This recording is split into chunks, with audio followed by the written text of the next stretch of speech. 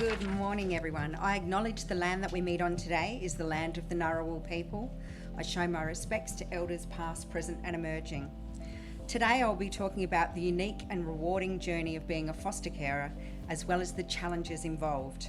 I will also highlight some of the supports that are essential to both retain carers and recruit new ones. Foster carers are crucial in providing a safe and nurturing environment for children in need. Without enough dedicated care, many children face resi care and instability. I would like to introduce my children that I have the privilege of caring for. I have Mr. T, who came to live with me at 4.5 years old. He is now nearly 11 years old. Despite a traumatic start in life and multiple moves, including time in residential care, he has found stability and love in his forever home. Once vulnerable child seeking attention from everyone he met, he is now growing into a kind, independent and caring young man with a bright future. Miss T came to live with me at 12.5. She had already endured 27 moves across family and residential care. She had behavioural challenges, attachment difficulties, was abused in care, had undiagnosed disability, even though I advocated for assessments. Once out of the system, at 20 years old, I finally got an assessment result. She has autism level 3, which is high level autism. Now she is 22 and has supports she needs, including a behavioural plan. I extend my family home to children I have for regular respite, to whom I have become connected to. They all have their own quirky behaviours and complex trauma.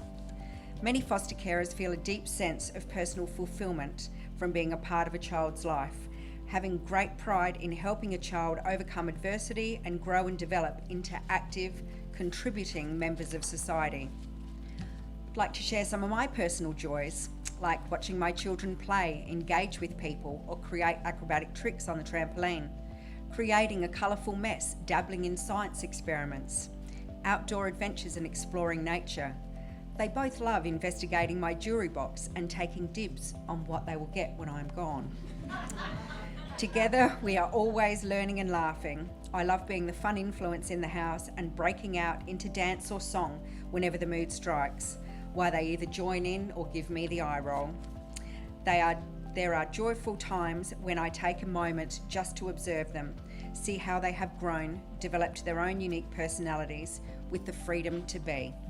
I am their safe person and I always have their back. There are immense challenges and sacrifices we face as a foster carer. It takes resilience and strength to navigate these challenges.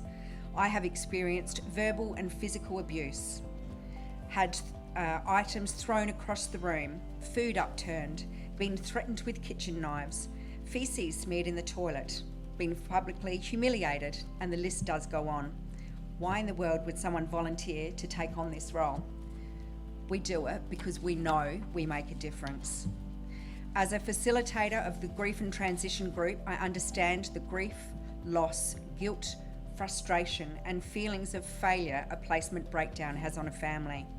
This is deeply destabilising experience for family and for the child.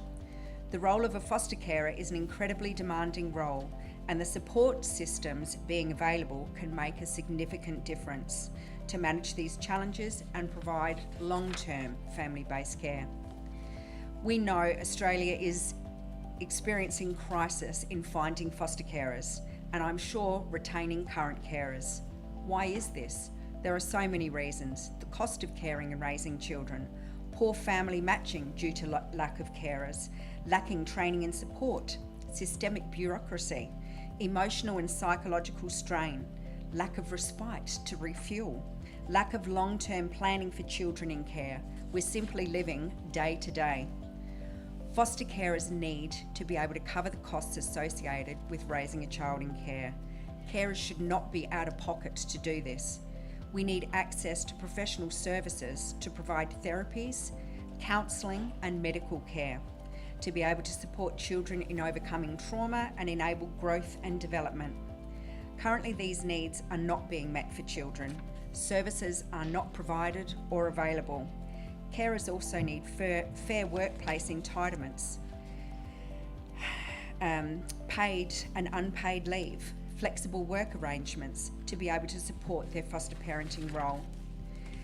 These supports for carers can create more opportunities for children to experience family-based care rather than costly residential care, offering children the stability, love, connection and therapies they need to heal, thrive after experiencing trauma. This is a very brief summary that I've given you today, but I trust it's been a valuable snapshot. Thank you very much for your time.